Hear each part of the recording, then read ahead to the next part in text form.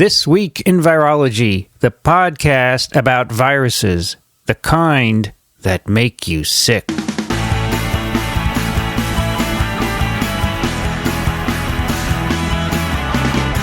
From Microbe TV, this is TWiV, This Week in Virology, episode number 364, recorded on November 20th, 2015. Hello, everybody. I'm Vincent Racaniello, and you are listening to the podcast all about viruses.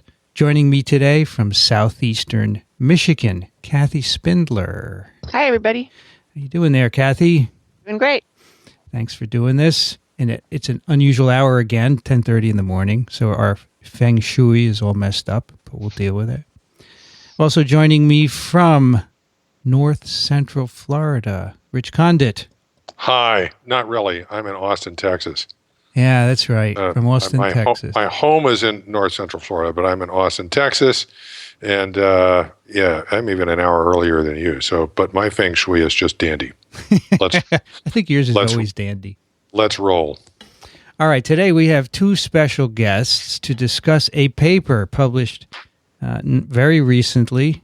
Online was published 9th of November. This paper has generated a lot of press, in my opinion, much too negative, but we'll let the authors tell us about that. We have the last and first authors, and the name of the paper is A SARS-like cluster of circulating bat coronaviruses shows potential for human emergence.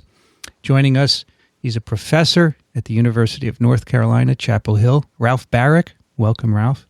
Hello. Hey, Vince. Thanks for joining us.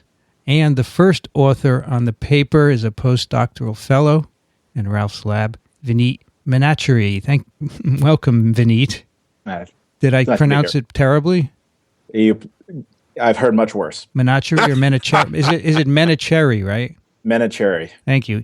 I completely understand mispronounced names, as you might imagine. This episode of TWiV is brought to you by the Department of Microbiology at the Icahn School of Medicine at Mount Sinai, composed of over 20 virology labs, all in one building in the heart of New York City. This department is a perfect fit for anyone with an interest in pursuing virus research. The department is presently looking to recruit prospective graduate students to apply to the program. The deadline is December 1st. Not too far off, but you do have some time. If you're looking for a postdoc, you're encouraged to check out their website and contact your faculty of interest directly. For more information about the department, visit www.mssm.edu/MIC. Once again, mssm.edu/MIC. Department of Microbiology at Mount Sinai here in New York City is where I got my PhD. Many, many years ago, I graduated in 1980, 35 years ago. I loved it. I worked for Peter Palese. I was his first PhD student. And since then, the department has gotten better. Lots of great virology as well as immunology there. Great place in New York City and a big booming medical center. So if you want to do virology research, check it out. We appreciate their support of TWiV. I know Ralph has to leave in about 30 minutes, and Vineet will stay with us for a while. So let's dive into this. And maybe, Ralph, you could start by telling us what were a little background for this paper and what were the goals of the experiments. So one of the fundamental problems in emerging virus research is that viruses exist within animal species as a heterogeneous population of related viruses. In the case of the SARS-like viruses, these can vary up to 50% from the sequence of the SARS epidemic strain that emerged in 2003, caused 8,000 infections and about 800 deaths, and disappeared from human infections around 2004, 2005. But the problem with emerging viruses is that they can reemerge, and they do reemerge periodically over time from this animal reservoir. And when they do, they're not usually the same. The sequences are different. so that vaccines and drugs that are developed against the original epidemic strain may not be effective at all. So if you're interested in developing strategies to protect the public health against future emerging strains, you have to have an idea of the high-risk potential, the strains that have high-risk potential that are circulating in the animal reservoirs. And so the goal of this paper was to try to identify strains that were existing in nature, that had the capacity to replicate in humans, and that were variable from the 2003 epidemic strain. And if we could resurrect those strains and identify them, we would be much better positioned to develop and design and test vaccines and antivirals so that they would have greater breadth and protect against future outbreaks. And my understanding is that you were interested in the coronaviruses in bats that were SARS-like, right? That's correct. And you have, for these, a lot of sequences, but you don't have virus isolates. Is that also correct? So over the past decade, there have been tremendous advances in metagenomics. And so many groups have been sequencing, in essence, bat guano or various bat parts, looking for viruses that are harbored within bat populations. And there's about 1,300 different bat species. And the current estimates based on that metagenomic analysis is that each bat species has somewhere between 5 and 8 novel bat coronaviruses. Some subset of those are group 2B coronaviruses that are related to SARS. And so over that past decade, sequences have emerged that range from 97% identical to SARS to 50% identical. And that's specifically within the spike glycoprotein. And the focus on... Yes, go ahead. Pardon me. The focus on bats is because one way or another, depending on what story you subscribe to, but one way or another, SARS was supposed to have emerged from bats, right? That's correct. So the original hypothesis was that SARS was a bat virus that was spread into civets and raccoon dogs in the open markets of Southeast Asia, adapted to those species in the open markets which were being used for foodstuffs, and then transferred the virus adapted to humans. We actually think, and several others have reported, an alternative hypothesis is that SARS was originally a bat virus that jumped immediately into humans and then adapted to civets in the open markets where a transmission cycle was set up. Obviously, in the first model, it's a two-step event requiring mutations to adapt first to the civet and then mutations to adapt to the human. So it seems like future events would be unlikely. The alternative hypothesis was that viruses were harbored within bats that had pre-potentials or were pre-poised to replicate efficiently in humans and perhaps civets. And so they could move directly from bats to humans, and then interacting with the civets in the open market, set up a transmission cycle to maintain the virus in human populations. We actually, my own personal hypothesis is that the second model is more correct, that the bats actually harbor some subset of viruses that are generalists that can use ACE2 molecules. ACE2 is angiotensin 1 converting enzyme 2, which is the receptor for SARS docking and entry into cells. And we think there are bat strains that can use the bat ACE2 molecule, the human ACE2 molecule, and the civet ACE2 molecule with high efficiency. And hence those viruses would be pre-positioned to, or high risk in terms of their ability to initiate a new epidemic. Now, in your paper, you used a bat virus called SHC014. Why did you pick that one? A sequence, I should say, because you didn't actually have the virus, right? We didn't have the virus. In fact, no one has ever cultured the virus. It only existed in silico, in essence, as a full-length sequence. So when you model and Vineet did a lot of this work in a collaboration with some other postdocs. When you model the receptor binding domain and you look at the residues that are present that interface with the ACE2 molecule of bats civets or humans, there is some conservation.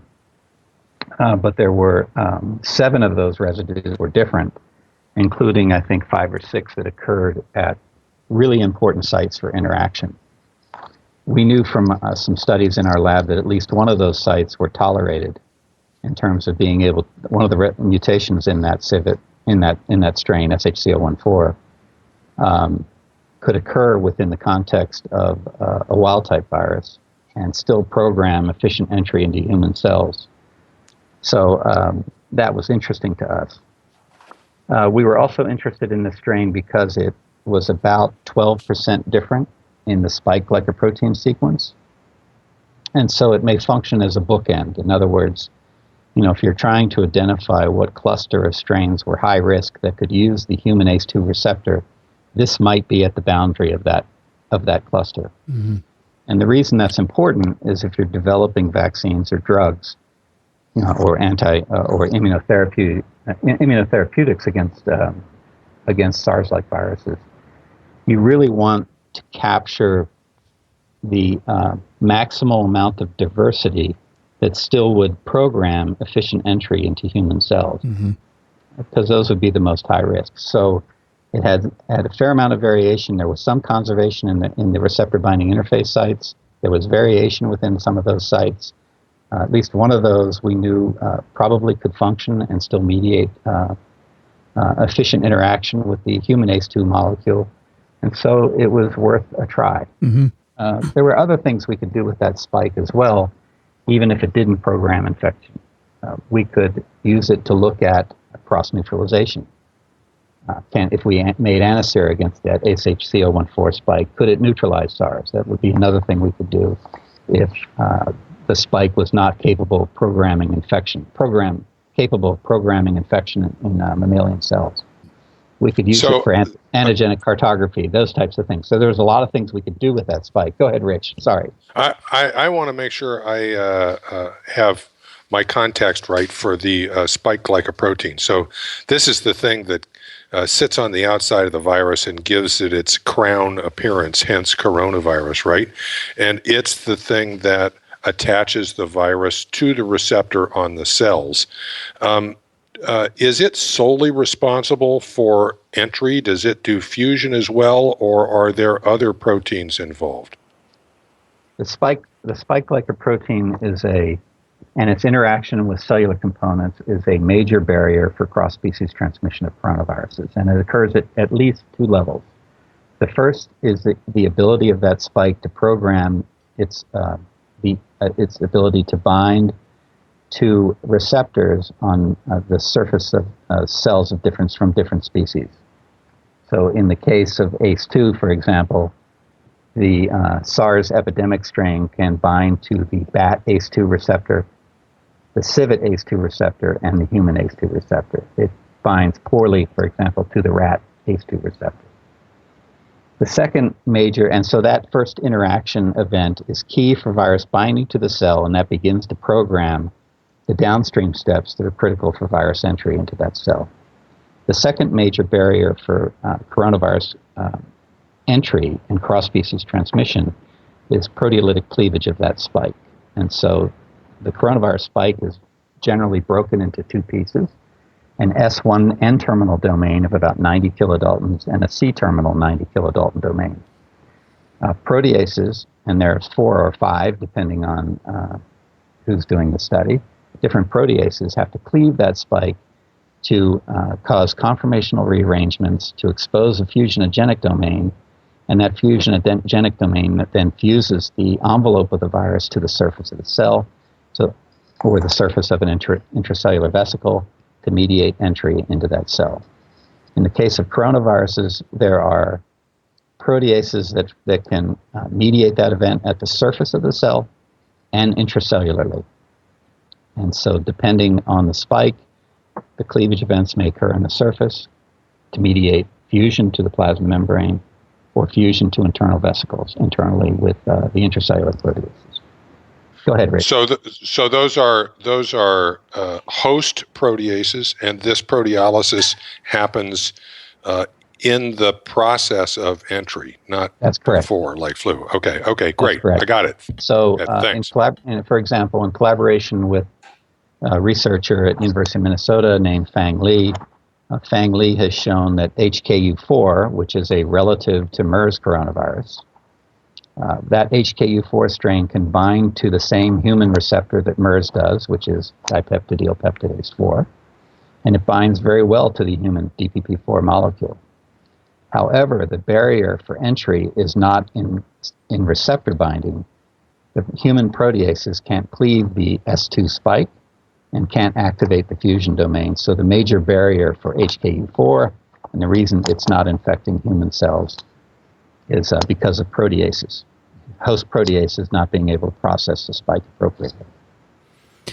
So I think in the interest of time, we should continue talking with you, Ralph, and then we'll have Vineet go back and go through the experiments in some detail. But your strategy was to take a human SARS coronavirus strain and substitute its spike with that of SHCO14, and you found that this could infect human cells and mice. Now, that's part of what's generated a lot of controversy about this paper, because you made a new virus, and Simon Wain-Hobson said this virus doesn't exist in nature, and who knows what would happen if it got out.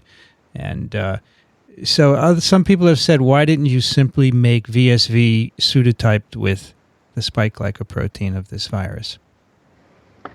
So pseudotyping is a common strategy that's used in viruses to ask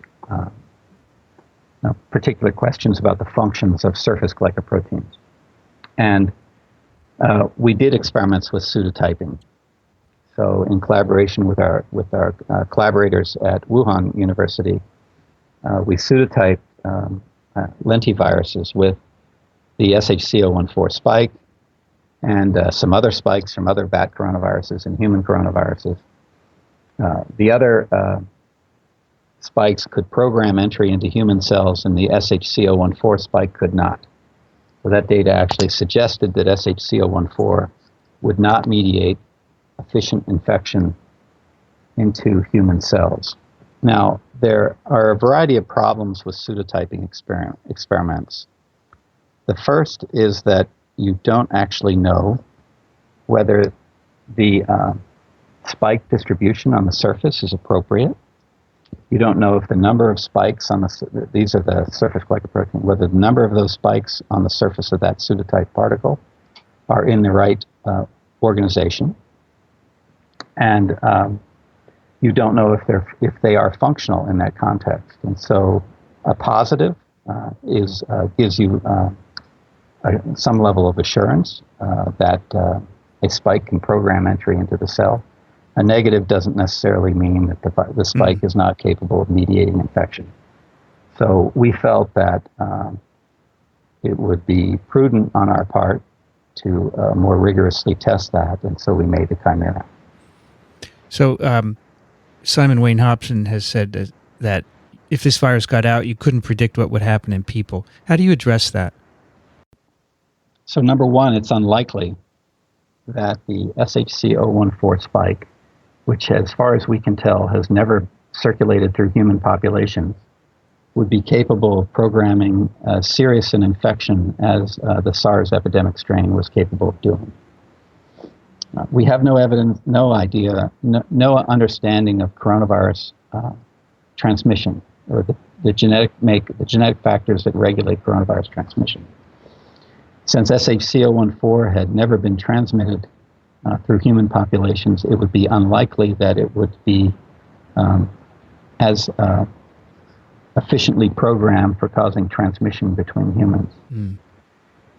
SARS, in all of its glory, both in 2003 and in 2004 and 5, was controlled by public health intervention strategies through quarantine, contact tracing, was able to stop the epidemic, to stop the reemergence of the virus in 2004. Third, I think what many people don't understand is that coronaviruses undergo recombination at fairly high frequency. So in any kind of mixed infection, 30% of the progeny can be recombinants. Mm-hmm. And in the case of many of the bat viruses in the metagenomic sequence databases, there is lots of evidence that recombination has affected the population genetic structure of the coronavirus family. And in fact, modular evolution occurs, where individual genes can be swapped from one strain to the next. Not only the full-length gene, but also functional component parts of the coronavirus spike can be transferred from one strain to the next. So even the receptor binding domains, to some extent, may be interchangeable among closely related strains. And since some bats, not all bats obviously, but some bats live in these large panmictic populations with several species cohabiting, with them harboring up to 5 to 8 different bat coronaviruses at a time.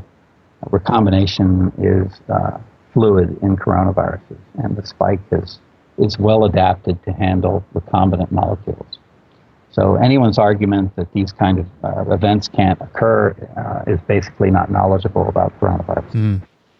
So this isn't something that would not ever occur in nature. It probably occurs in nature and can occur quite frequently. Yeah. What kind of containment do you use to do these experiments? So we use BSL-3. We work under BSL-3 settings. This is a high containment research lab under negative pressure. All the researchers in the lab wear PAPRs and TWiV suits. These are personal air breathing apparatuses that scrub the air of virus particles, so they are in essence in containment suits.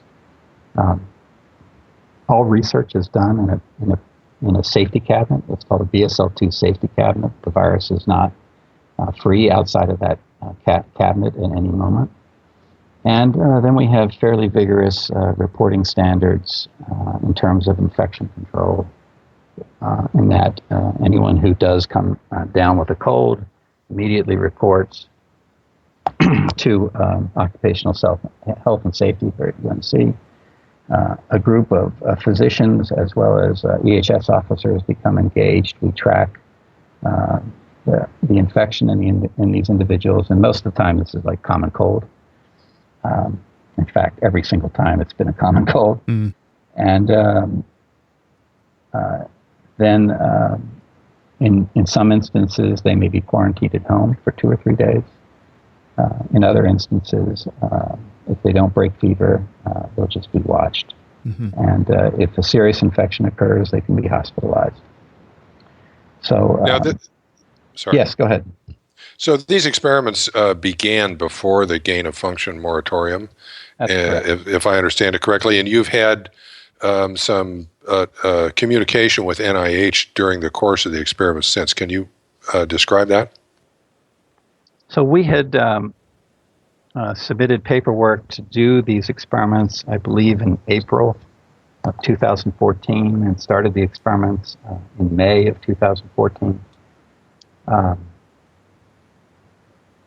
We had actually contacted our program officer under which this grant, which we were doing these experiments in the summer of 2014 to talk about them in more detail. When the moratorium hit, we immediately called them to talk to them about what our responsibilities would be under this pause. And I had several grants at the time, and so that different things happened. So, for example, we were one of the groups that were asked to develop mouse models to MERS coronavirus, which required passage in the mouse, and those experiments were immediately halted until appropriate paperwork could be submitted, and then we were released to continue those experiments right before Christmas of 2015. We had other grants that were funded that they would not release the funds until the paperwork associated with experiments that NIH had identified as potential gain of function were addressed to a committee's satisfaction. The committee that actually makes these decisions, I am not privy to its organization or how they deliberate. So it's a black box to the researcher. And they will either decide that experiments do not represent a gain of function. They will decide that this could be a gain of function, and they will ask for a risk assessment in terms of what we would do. So, for example, if the SHC-014 virus had replicated more efficiently than wild-type SARS virus in human airway epithelial cells, in terms of about a log titer, or was more pathogenic in mice, the way we were given approval to do these experiments, we would immediately, if either of those events happened, we would immediately notify our Environmental Health and Science Group department and the IBC. We would then immediately notify NIH. We would stop all experiments, and a group would be convened to make a decision about how to proceed. That decision would be obeyed to the letter of the law. Mm-hmm. So if that group had decided that these experiments were too dangerous to proceed, and they wanted us to destroy it, then we would destroy it, and that would have been the end of the experiment. Fortunately, in this case, SHC-014 replicated, the full-length virus replicated less efficiently in human airway epithelial cells, and even the chimera was attenuated in mice, and it didn't replicate any better than wild-type SARS. So that data suggested that we really hadn't gained function. Mm-hmm.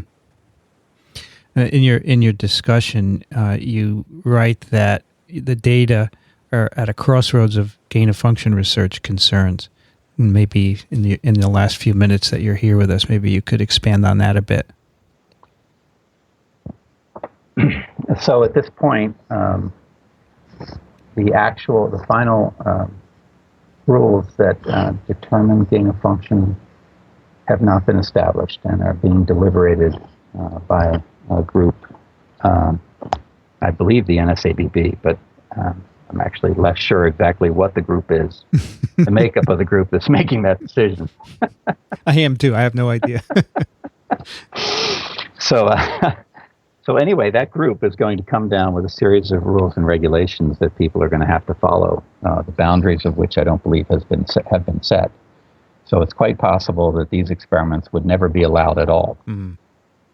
And I think that would be tragic because the only way that so we have a resource problem with emerging pathogens, and this is the same resource problem with SARS and with MERS and with Ebola or Nipah or Hendra virus. These viruses are highly heterogeneous. They exist in nature. They spill out at periodic intervals, and they cause significant morbidity and mortality and economic hardship. And a single vaccine is not going to solve the problem. A single human monoclonal antibody therapy is not going to solve the problem. We have to have the reagents in hand that allow us to develop broad-based therapeutics and vaccines and drugs. And we can develop drugs, but if we don't have highly variant viruses to test them against, we'll never really know whether they work until an outbreak occurs.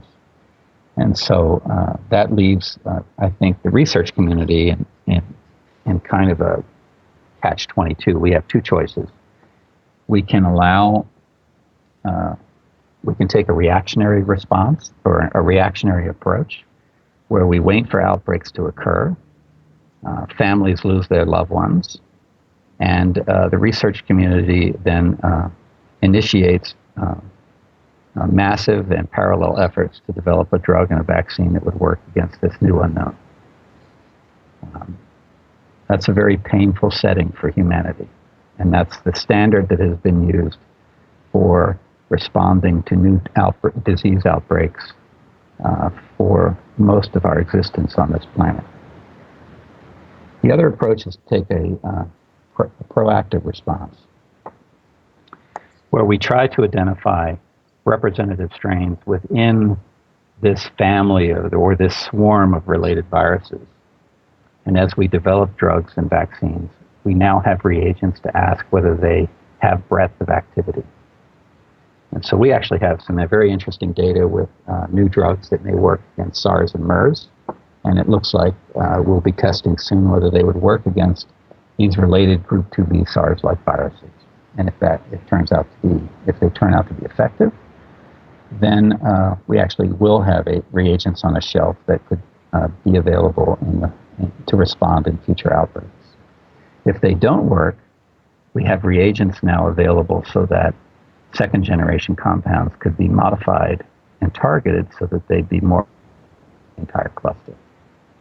And so we're interested in that as a conceptual approach to provide an alternative future in the case of an outbreak of highly pathogenic respiratory coronavirus. It seems to me that as science progresses, we have to change our approach, as you say. We don't use the old approach. We get proactive. And your paper, and we'll hear the details from Vineet in a moment, it so beautifully shows that there are spikes out there in bats, spike genes that are not neutralized by monoclonals. They're not taken care of by vaccines, SARS vaccines. And we need to know what's out there and as you said, make broadly active inhibitors. It seems to me that anyone who says this work doesn't tell us anything, simply hasn't read the paper or doesn't understand it. I agree completely. And I think it's the other thing that that individuals need to think about is that in the 21st century, we've had two major new emerging highly pathogenic respiratory coronaviruses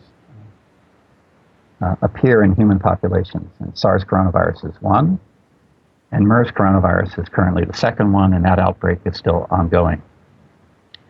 In the animal world, porcine epidemic diarrhea virus,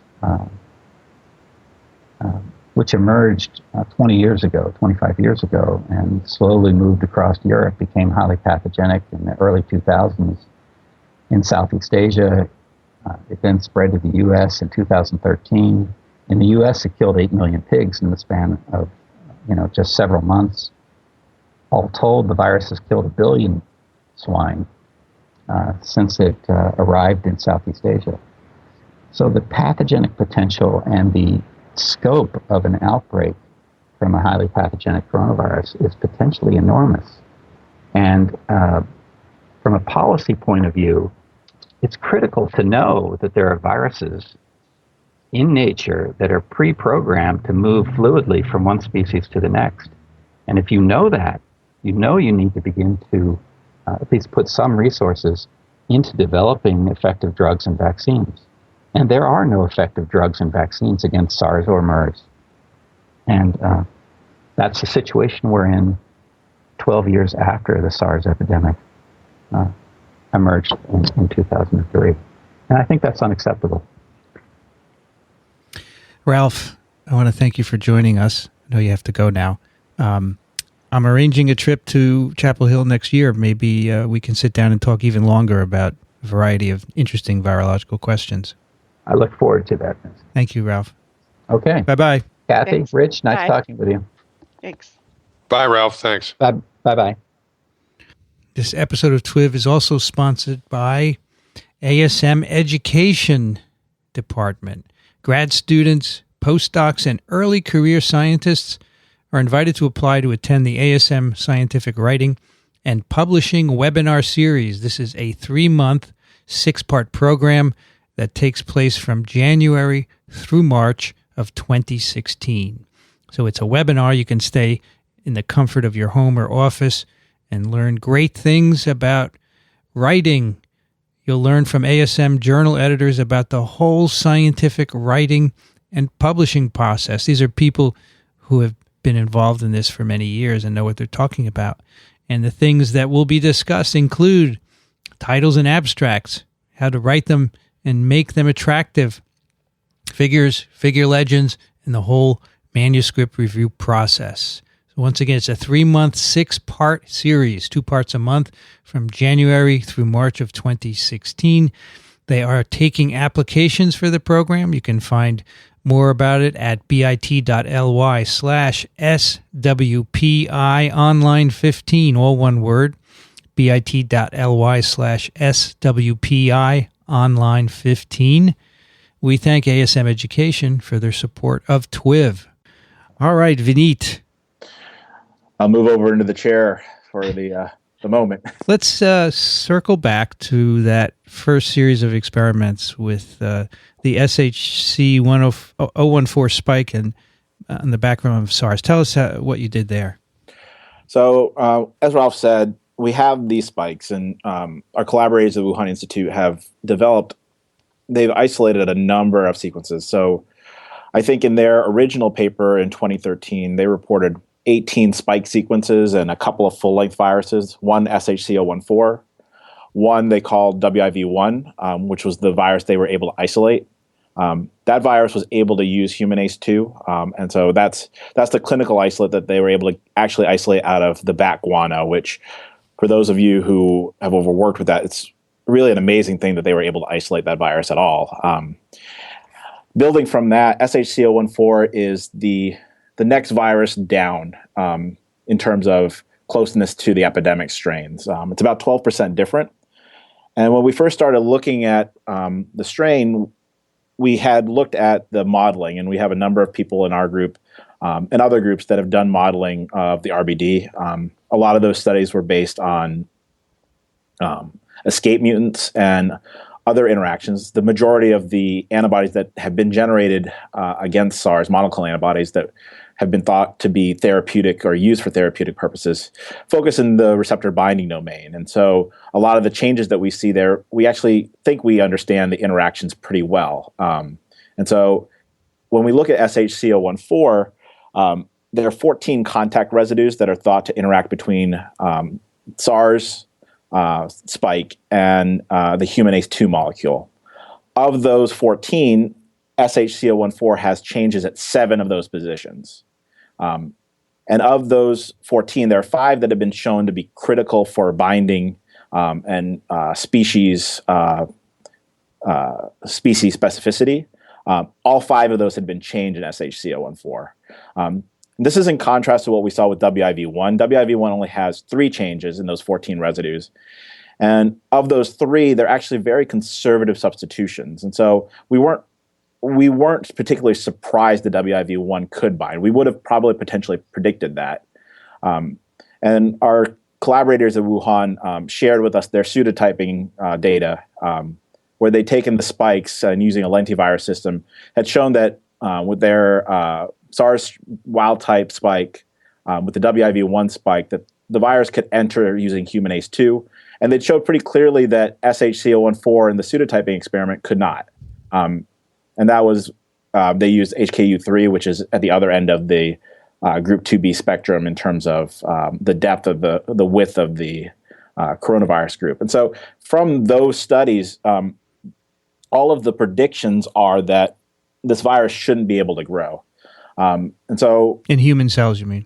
In human cells, in using human ACE2 right. at a minimum. And they'd used human, and in their pseudotyping experiments, they'd used a number of orthologs. And I can't remember if they used bat, but for what they found was they had no evidence that ACE2, bat, civet, or human could use that. It could use the ACE2 molecule. And that kind of made sense based on the fact that there are 7 amino acid changes. Now, Ralph mentioned there are changes that we see in SHC-014 that we've seen in strains that combine humans too.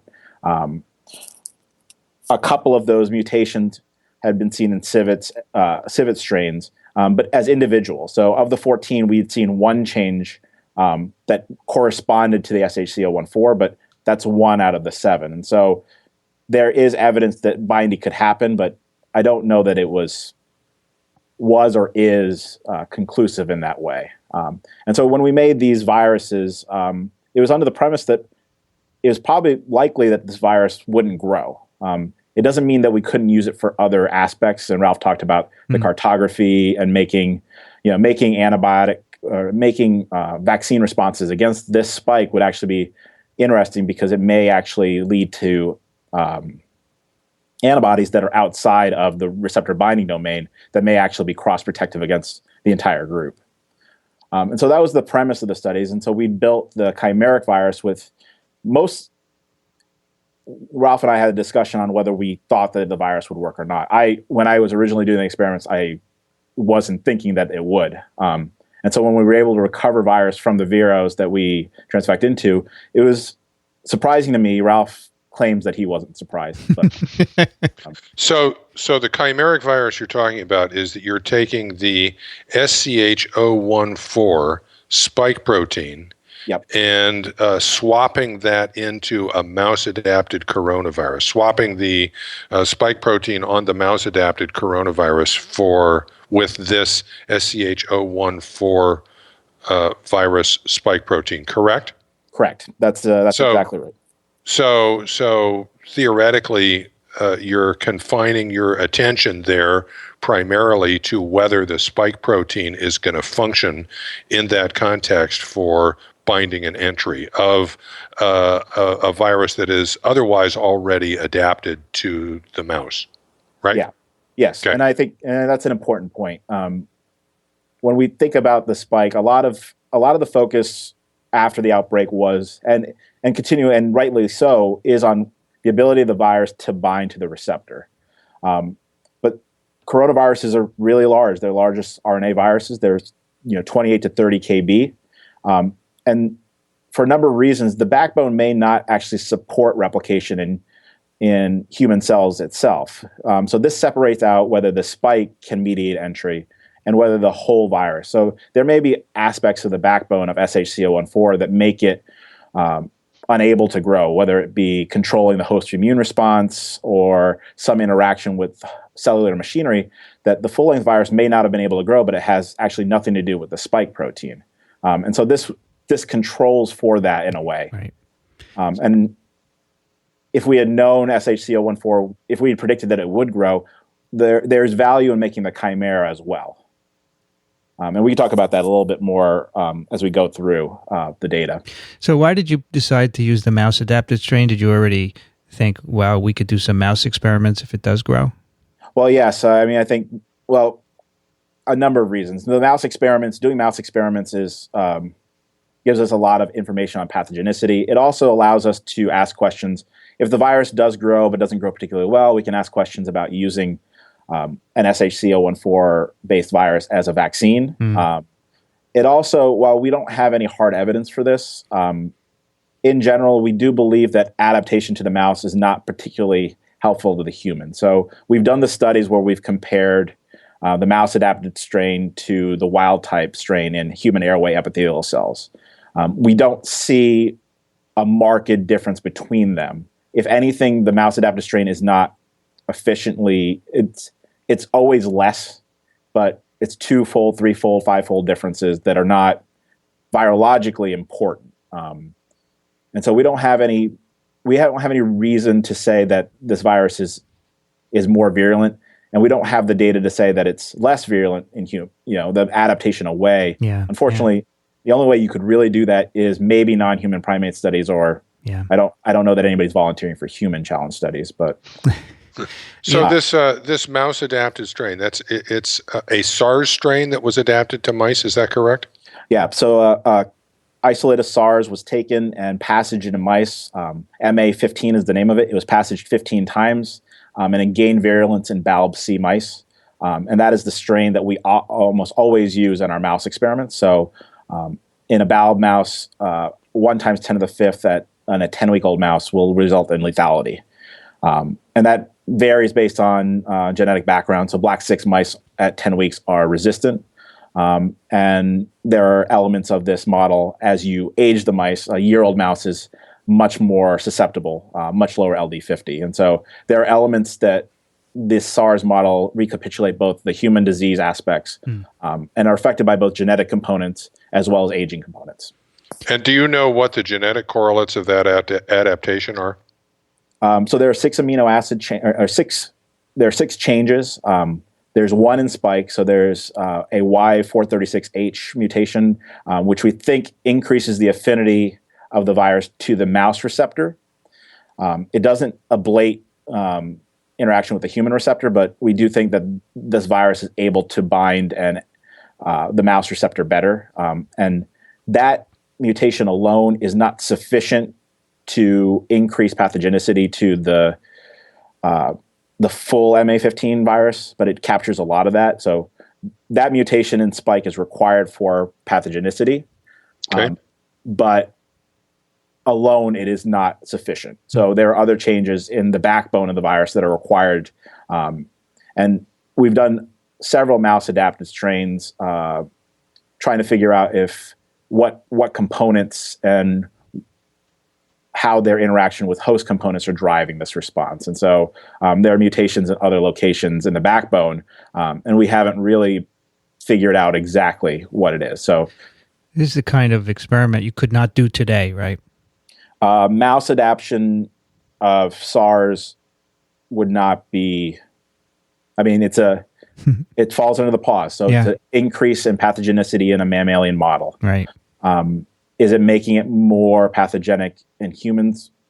The answer is we don't know. And there's really no great way to test it. Yeah.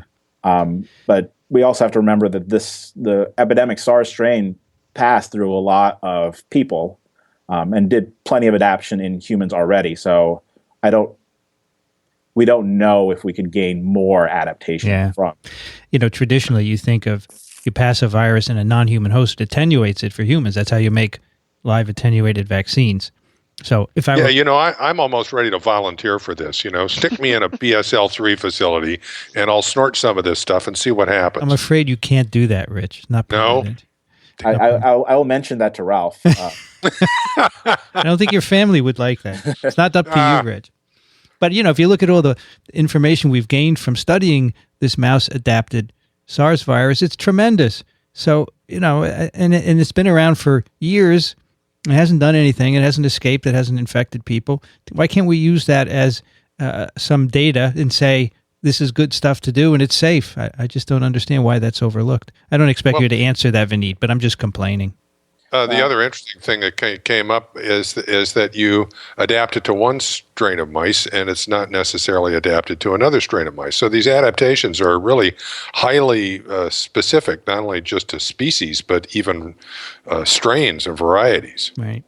Yeah, if Ralph was on, I'm sure he would talk about the collaborative cross. So that's for those of you who are unfamiliar, the collaborative cross is a genetically diverse mouse panel, and it takes 8 founder strains. And over the past 20 years, they've been developing mice to capture genetic diversity using these founder strains, which have 5 lab-derived strains and then 3 wild-derived strains. And while it's not equivalent to human genetic diversity, it captures the same level. And in those mice, when we put SARS in those mice, we get the full range. We have mice that are completely refractory and gain weight after infection. And we have mice that rapidly lose weight and are highly susceptible. And one of Ralph's major projects, in addition to what we're doing with these coronaviruses, is identifying host factors that drive susceptibility. Because it may not just be the virus that infects a person is important, and the genetic background of that virus is important, but the person itself and their physiological conditions and their genetics and how old they are really matter in these kind of emergence questions as well. Yeah. Okay, Vineet, tell us what you found when you made this virus. So we've taken the SHC014, we made the chimeric virus, and we started with Vero cells. We found that it replicated equivalently in Vero cells, which don't have a strong immune response. And so our next step was to look in... and for those who don't know, those are monkey cells, right? Yeah, African green monkey kidney cells. Okay. And then we went to respiratory cells. Calu-3 cells are a cell line that we've used. We use the 2B4 version of these. These have been sorted for ACE2 expression. And they're human, right? They're human cells. Type 2 alveolar cells are closest to alveolar cells. And then primary human airway culture. So these are derived from lung transplant donors. So the upper branches of the airway are available. They're not always used. And so a researcher here in the cystic fibrosis core, Scott Rendell, harvests these and is able to make cultures, and takes weeks to make these. And he's been doing it for several years, where you plate the cells and you can actually differentiate them into a ciliated airway, a primary human airway. And so they're grown on air-liquid interface. So You have an insert. The top portion is exposed to the air. You can actually see the cilia, and they beat. And the lower layer has the basolateral media. And so they mimic the human airway as well as any cell culture model could. And we've done a number of studies with SARS over the years with these cultures. And we started with those with the SHC014 in the SARS backbone, and compared it directly to the epidemic strain, the epidemic Urbani strain, and found that it could replicate equivalently to the epidemic strain. And from there, we took that same virus and infected mice. This is 10-week-old BALB-C mice, and found that it was not as pathogenic as the mouse-adapted MA15. So those mice challenged with 1 × 10⁴ dose die between 4 and 6 days post-infection. The SHC014 mouse-adapted virus, the SARS backbone virus, causes about 10% weight loss in BALB-C mice. Significant disease, but not particularly lethal. What was interesting to us was that the titers were roughly equivalent 2 days post-infection between the viruses, and it appeared that the virus was able to carry out a lot of the same program that the mouse adaptive strain could. And so we had this virus that the full-length the spike had mediated ability to replicate in human cells, and while it didn't cause equivalent disease, it was causing disease in mice. It wasn't equivalent to the mouse-adapted strain, but it was definitely not attenuated. Right. But it's, it has reduced virulence in that.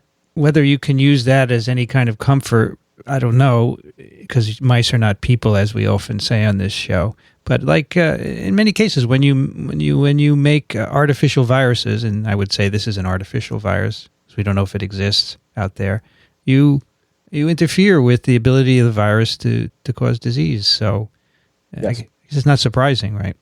Yeah. And so let me make sure I understand this. The hybrid virus with the spike-glycoprotein from the bat in the mouse-adapted background. Not bat, but bat virus. Bat virus, sorry. Is not quite the same as the mouse-adapted virus itself in animals, correct? Right. It's not at all. And in a lot of ways, and I think there's actually a lot of interesting aspects of that, and we didn't really have an opportunity to expand on this, but one of the observations, it's in the paper, but we didn't go into length about this, was we actually see a tropism difference between the SHC014 and the epidemic strain, the mouse-adapted epidemic strain. So the MA15, the mouse-adapted SARS wild type, infects both the airway and the parenchyma when you look at the lung sections. It's very clear the virus is in all areas of the lung. In contrast, SHC014 in the SARS backbone only is replicating or only stains in the parenchyma, and the airways are largely absent. The large airways are largely absent of any viral antigen, which is really interesting in terms of pathogenesis and exposure. And considering that our titers were very similar, it argues that there may be actual tropism differences. And these tropism differences may have to do with protease cleavage and the ability to infect those cells. And so it's actually something we're following up on now. We've been looking at host proteases that may be differential between the two in those locations. And so it actually argues that one of the reasons that SHC014 may be attenuated relative to the mouse-adaptive strain is that it doesn't infect these airway cells, or these large airways are not getting infected. It's a real opportunity, I think, and something we're really interested in. So much of the focus on the spike protein, and rightly so, has been focused on the ability to bind. So the receptor binding domain is where a lot of the focus has been really focused on this RBD region, and there's a lot of difference in this region.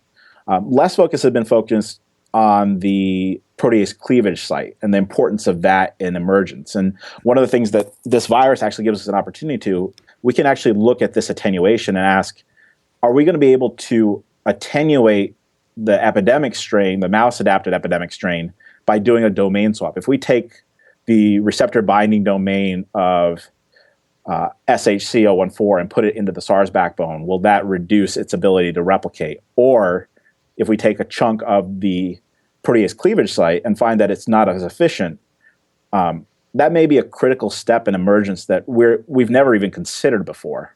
And we couldn't have done without a virus that actually binds to human ACE2. And it's something that we're pursuing now. We're asking these kind of questions that while the SHC014 virus is able to grow, it's not equivalent to SARS, and that can actually inform how the epidemic became an epidemic. I mean, I think we're still very early in this response, but there are lots of tools here in telling us more about how these viruses emerged by going from the bat to the human and comparing them between the two. Although it's logical, I still find it fascinating that subtle changes in the spike protein could affect what tissues in the host are infected and thereby affect pathogenesis. That's really interesting. Kathy.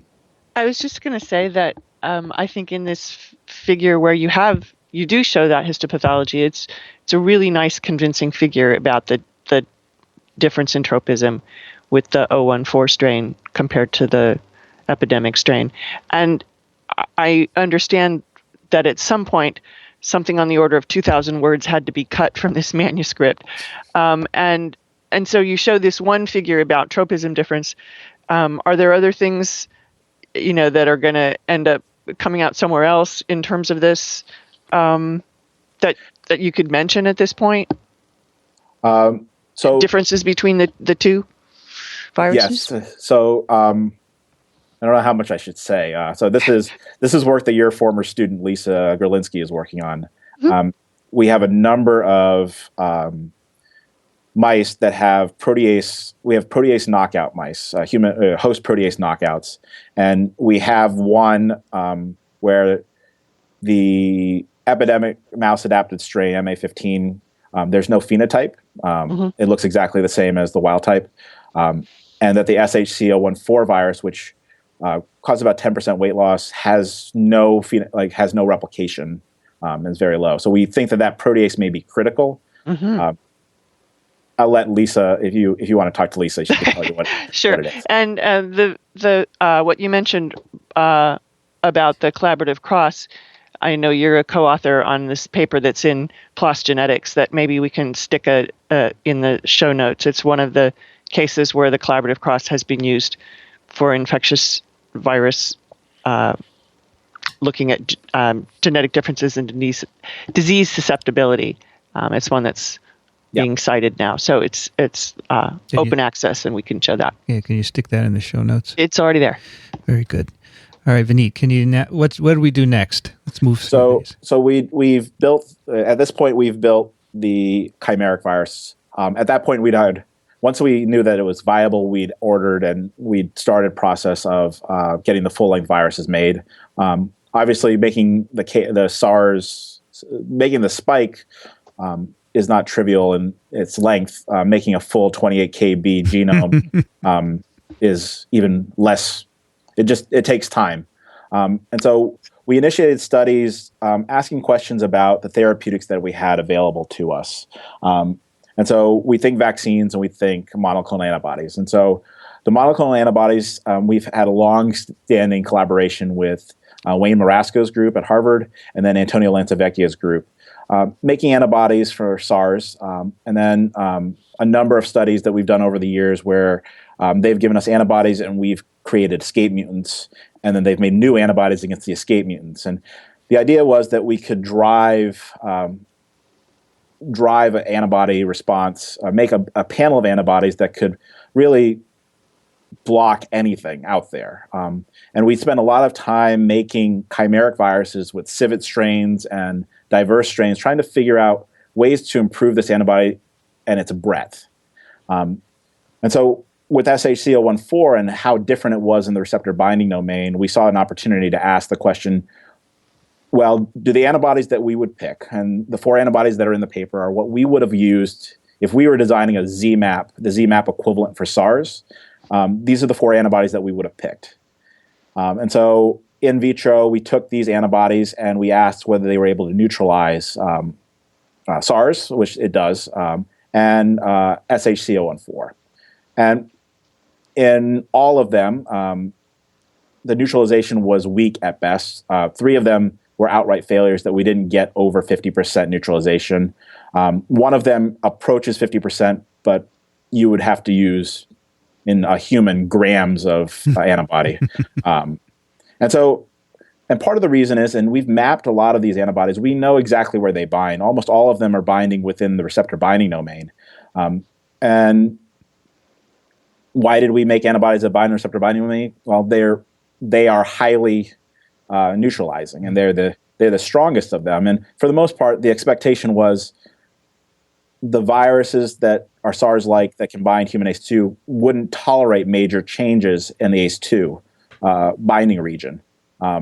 And here we find very clearly like that SHC014 had a very different RBD and could escape these antibodies because the residues are different. And whether the tract of the binding is slightly different, and that's the difference that we see, whatever the reason that these antibodies don't bind, despite the ability of this virus to replicate, it really clearly showed that our antibody responses, what we've developed, are not sufficient. And I think what's important is that Lancevecchia's group and Raskin's group, they have a number of antibodies that we have tested in the initial phases, but we kind of went with what worked.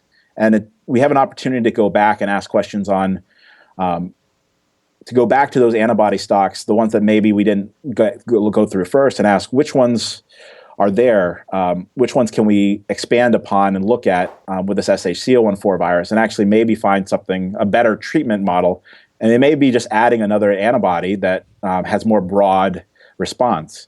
Unfortunately, we couldn't have done this without this SHC virus that's kind of, as Ralph talked about earlier, the bookends. Without a virus that was in the middle, we really didn't have an opportunity to do that. We needed something that was different enough to really chase down antibodies that are outside of the RBD. So this result scares a lot of people, but you need to know this, right? It's like Ralph said, you're going to wait for something to arise that you can't treat with monoclonals, or you're going to be proactive. And here, this shows you that there's spike genes in bats for SARS-like viruses circulating that are really different. And this tells us we should try, as you say, make something more broadly neutralizing, right? And I think, and Ralph's right about that. SHC014 may never emerge. But but we can improve the cocktail with this. And it's not that we don't have these resources. It's just that if you would ask me whether the antibodies would work, I mean, I don't want to appear that I'm always wrong, but consistently in this paper, I really thought one of these 4 antibodies would have worked. And I was surprised that one of them didn't work. And, I think often some of the most interesting science is when you're wrong. But I mean, I think this is an opportunity. I think this is why we want to do it. We are in better position to deal with a Group 2B coronavirus because of this SHC014 virus. And moving forward, there's a lot of opportunity to learn about emergence and therapeutics from that information. Now I'd rather be scared than ignorant, Yes. So I think this is a good point. You have to take some risk when you do science.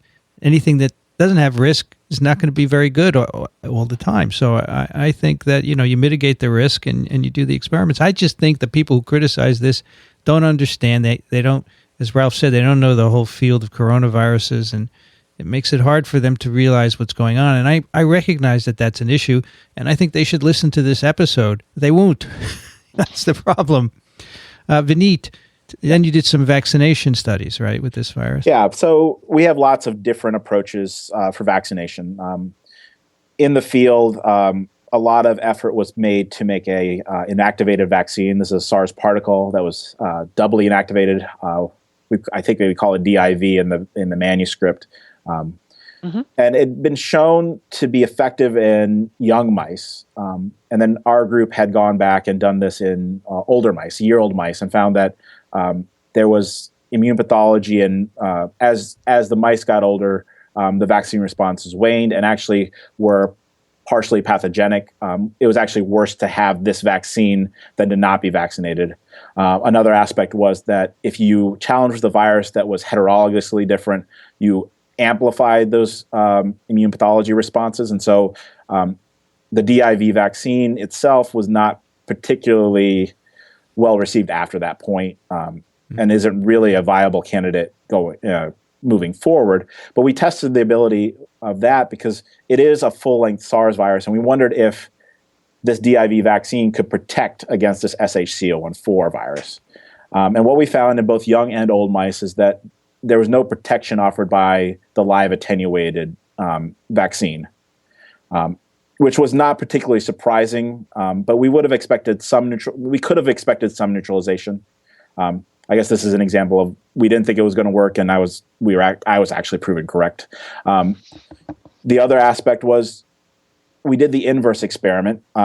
So we have a number of live attenuated vaccine platforms that work, whether we knock out particular aspects of the virus or efficiency of the virus. We knock out different components. Our fidelity mutation virus has been used before as a vaccine platform. Luis and Juanes has a delta E protein deletion that he's used as a vaccine platform. And we wanted to ask if we took SHC014 and we infected with a dose that was that caused disease but wasn't lethal, and that's the maximum dose, could we offer protection? And what was interesting was we did see protection. If we infected the mice, year-old mice, with a dose that caused 10% weight loss, when we came back at 28 days and challenged with the lethal MA15 challenge, those mice were completely protected. And so SHC014, the spike components of SHC014 are able to confer protection against the SARS infection. There are overlapping epitopes between these spike proteins. When we looked at the actual level of the the sera, what we found was that the neutralization is at 1 to 200. So the dilution is very low. I mean, we need a lot of that sera to neutralize.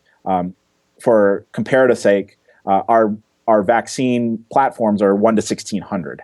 And so the expectation was that even though this vaccine works in the short term, long-term immunity is probably not established. And this tells us a couple things. One, there are common epitopes between this SHC014 spike and the SARS spike that we may be able to manipulate when we make antibiotics or antibodies to this region, that they may actually have cross-protection opportunities.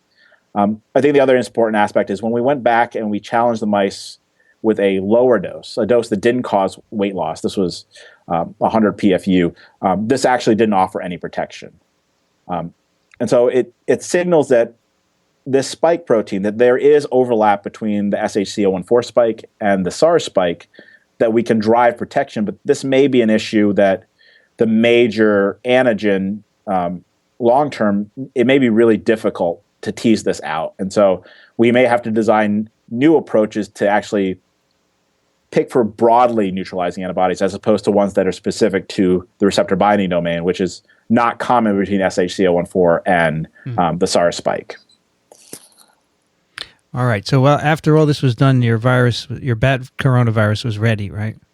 Yeah. So, So I wanted to. There's a practical issue here. Is the initial swap of the spike-like protein into the mouse-adapted background. That's the logic of doing that rather than going for the full-length virus to start with is just that it's a lot easier, and if it didn't work, there's no point in going any further. Is that the thinking? So, I mean, there are a number of reasons. One, you have to remember, based on the evidence and the data, this is a virus that shouldn't have grown. Right. And so you have the practical aspects of you can make the spike protein and prove in the mouse, in the chimeric virus, that doesn't grow. And so that's both the fastest and the cheapest option. So and then you're done, and you don't have to make the whole virus, right? Yeah. Yep. well, and the other aspect is even without that, if we known the full-length virus could grow, there are a number of reasons that it wouldn't grow that have nothing to do with spike itself. So those background changes in NSP9 or other components that are adapted, you may actually have a compatibility issue with the host that either the immune response stops it or some interaction with some cellular machinery is required. And this virus may not grow, but it actually has nothing to do with binding and entry. It actually has to do with replication or the immune response. Okay, so the constructs are really complementary in that regard. Well, and I think, if we had known that SHC014, the full-length virus, could replicate, it's likely we still would have asked about the chimera, because the chimera tells us about the spike itself and isolates the difference of the spike. And as Ralph said, these pools exist and recombination is well established in coronaviruses, and in data that we've seen from our collaborators at the Wuhan Institute of Virology, there's tons of there are recombination hotspots in the spike, and they have all these spike sequences that they've compared, and they actually see regions where this is directly cut from another spike, and the only way this could happen is through recombination. So I understand. I mean, this gets into the hindsight of the results. If you know that the SHC014 virus is going to replicate, we would probably start with that. At the same time, we didn't know that at the front. And the second is the chimera still has value in these responses. Right. Okay. Also, it's a huge resource expenditure to do that. And like you said, it took time, whereas you could do this, it sounds like. So, it took us. Chimera much quicker. Yeah, I mean, you're talking about, 1,200, 1,300 base pairs versus 28 KB and a bunch of different constructs. You're talking a month versus a couple of months. I have a question about the fact that you did this, made this full-length virus, and you compared it to the SARS epidemic strain virus in mice. So I thought that you had to mouse adapt the virus. So what can you do with the viruses without mouse adaptation? So we are comparing, in the mice, we compare to the mouse adapted strain. In the human cells, we compare to the epidemic strain. I guess maybe I misinterpreted the figure then. I thought that you just put the non-mouse adapted virus in and the non-mouse adapted full-length 014 in. It looks to me like in 3D you got all three. You got Urbani, right? You got the reconstructed bat virus, and you've got the mouse adapted virus. If I'm reading that correctly. Right. So you're comparing all three. Right. Okay. So your question is, why does the bat virus replicate in mice without adaptation? But it's not the human virus, so maybe that. Vineet, if you just take human SARS isolate like Urbani and you put it intranasally into mice, BALB-C, does it replicate at all? Yes, it replicates with roughly equivalent. The titers are lower than the mouse adapted strain, but there's a large amount of virus in there. Okay. And we have a number of research. We have more depth in this question as well. We have a mouse that expresses human ACE2 under a Clara cell promoter, and we've done comparisons between the epidemic strain, the Urbani, with no mouse adaptation, to the SHC014, and we have interesting data there that shows clear attenuation, but there's complicating factors of that mouse is not as clean as we would hope in terms of where it's expressed. So, but the epidemic strain, the Urbani strain, infects the mice, but it doesn't kill them. Doesn't look like it even makes them very sick, right? No. So you're talking about in Figure 3. I had to pull up the paper because right. So Figure 3. So Figure 3 is the full length SHC014 versus the epidemic SARS. So Urbani, I didn't include, right, the Urbani. And so the expectation, the wild type MA15, which isn't included in the paper, but those mice do die completely. So looking at the paper, it's the gray line is mouse adapted. Right. The green line is the full length SHC virus. The black line is epidemic SARS. Right. Not mouse adapted. So the bat isolate SHC014 replicates in vero cells. It replicates in human airway epithelial cells, and in mice, it causes more weight loss than does Urbani or the mouse adapted strain, right? No. So the SHC full length doesn't cause. Oh, that's the gray is the mouse adapted. Sorry. Right. So then the full length virus it grows equivalently in vero cells, is attenuated in primary human airway cells. Got it. And is attenuated in mice in terms of replication.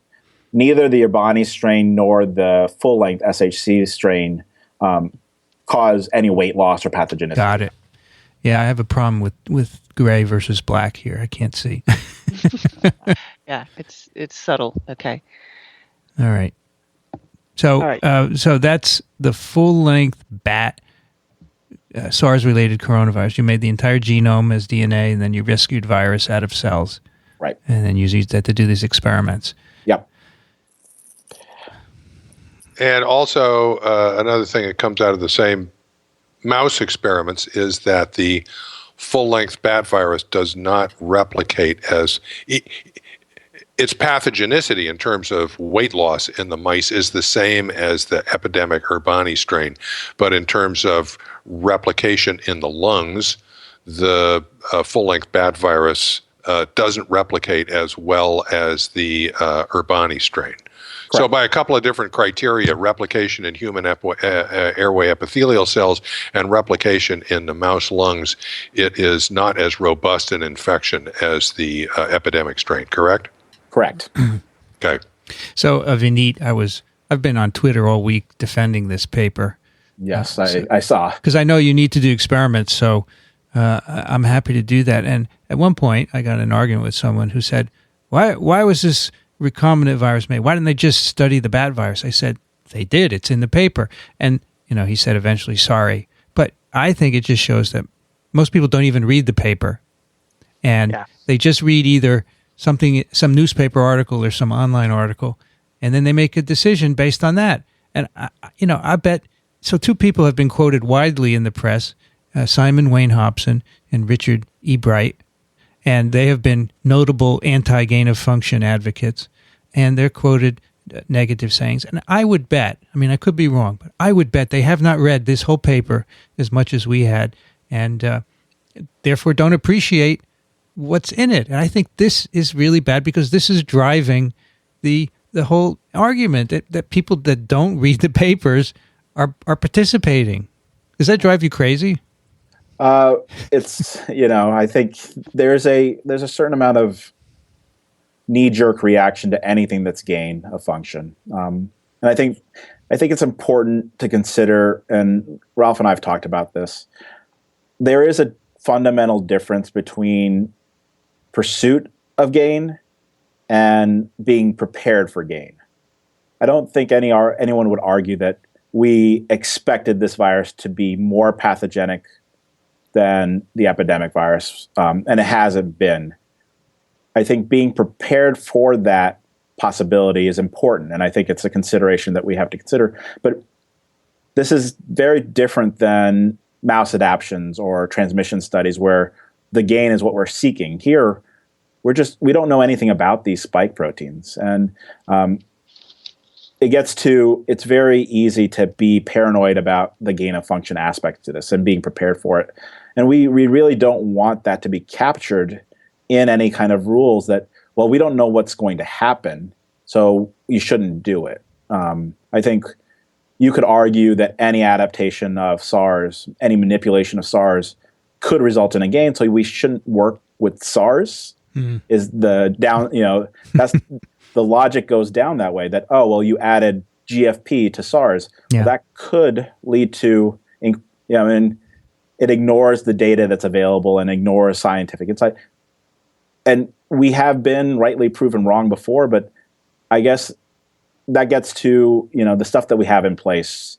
And I think it's hard, as Kathy mentioned, we cut a number of words from this manuscript, and I'm not even sure that we would have covered the things that people are interested in. So, and I think this is a great opportunity to talk about the process that we went through to come up with these viruses. And we've spent a lot of time figuring out the best way to get at these questions. And so we had local approval. We asked about these viruses, putting them in the backbone.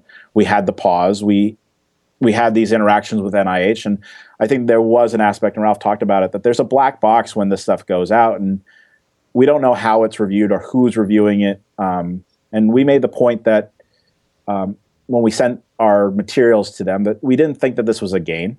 It could have been a gain. And if we'd had a gain, we specifically have criteria for what we define as a gain and what we would do. And Ralph described that preparation of who you would notify and, then what would happen. So it was clear that you were prepared for that.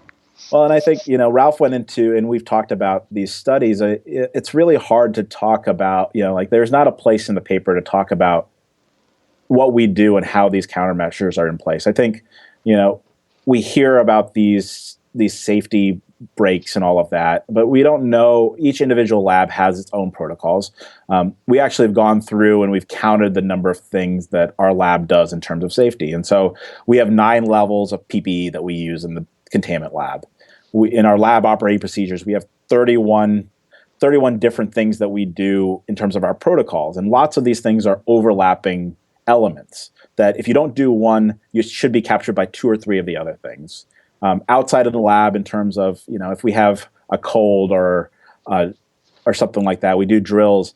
We have another 18 things. So you have all of these layers because, there are accidents, there are mistakes, there is human error. You can't exclude that. No one is perfect, and expecting perfection is problematic. But we spent a lot of time designing this approach, and I think that's often in the gain of function criticism ignored, that I think it's very easy to think about the movies, and you have scientists are on the one end of the spectrum. You're either the crazy scientist that never considered the ramifications of their work and made something that will destroy the world, or you're the lone scientist that saves the world with your cure. And there's no in between. There's no gray in the movies. And so often there's no gray applied to us. But I mean, we know what we're working with. We know probably better than anybody what the risks are. And I think Ralph talked about it. We don't want to be in a situation where a coronavirus emerges and we think we could have done something about that, or we could have been more prepared. At the same time, we know that, is this a risk? Yes. What do we need to do to mitigate this risk? We put all of those things into place. We consider all of these things. I think to imply that there's arrogance and we just want to do this because we want to do it is really painful. And I think, scientists have to be aware of what they say, because, what you say when you have a position at a university or you're a researcher can be misconstrued and taken out of context or used in ways that you wouldn't really think. You can justifiably, I think we can have differences of opinions, but it's important that we consider the impact of those that one sentence can be taken out of context. And I think, in our discussions, it's important to consider that critics and proponents on both ends of the spectrum have to consider that oftentimes you're getting non-scientists or people who are reporting it that may not fully understand the width of the statement. I think this is so right on, because, you can't expect people to read your paper. That's fine. I think it's great to have a discussion, but the anti-GOF people are simply negative. You cannot do this. You're going to kill the world. That's not a discussion, right? That's just saying you can't do these experiments. And I think the key here is, we try and provide a forum for virology here on TWiV. You can talk for an hour and a half about your work. You're not going to get that anywhere else in the world. No radio station, no interview, nothing. Not even a talk at ASV goes that long. and it's not back and forth. So I think this is important, but unfortunately, Wain-Hobson and Ebright will not listen to this and get a real appreciation of really the amazing things we've learned from this work. But the other key here, I think, and part of the problem is the press release from UNC was really bad. I don't know. Yeah, I thought they kind of blew that. The headline was picked up directly by several websites, and they say something like, investigators show that bat viruses can go right into people. And that, of course, I don't think you'd agree that that's correct. And this is a problem. And I know we've talked about this a lot on TWiV, and I wish Alan were here. But often press releases get the wrong message, and investigators are not supposed to be writing them, but they should. I don't know. It should be more closely involved. So I think that's part of the problem here as well, right? I don't disagree. I think part of it is the press release. I mean, it gets to, we have, the press office at the university has a different purpose than the researcher. Yeah. You may argue it is, when Ralph and I had a discussion, is it inaccurate what they said? I mean, you could argue that they didn't say anything that wasn't true. Is it inflammatory? Absolutely. Is that what brings eyes to the paper? Yes. I mean, I think fundamentally when we looked at that, if you read the headline and took that and just took the headline, it's bad. If you go into the paper, Ralph talks in the press release about we're further than you think, but like there's important aspects. But this virus, there is aspects in the actual text that minimize that headline. But if you're taking it with the context that you want to, if you want eyes, the headline did not. The headline drove that, and it probably drove a lot of the negative press too. Yeah, the Daily Mail took it. New SARS-like virus could jump directly from bats to humans without mutating.